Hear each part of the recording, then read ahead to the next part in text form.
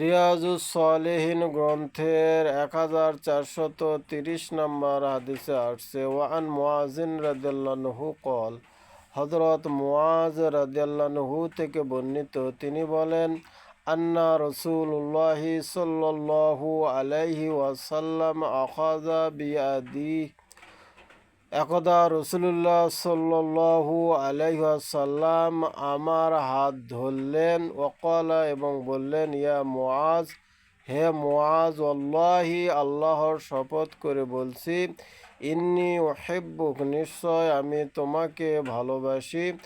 ফকালা, অতঃপর বললেন, আওসিক, আমি তোমাকে ওসিয়ত করছি, ইয়া মুআজ, হে মুআজ, লা তাদআন্না ফি দুবুরি কুল্লি সলাতি তাকুল, তুমি প্রত্যেক ফরজ নামাজের শেষাংশে এ দোয়াটি পড়তে ভুল করবে না, ছেড়ে দিবে না, পরিত্যাগ করবে না।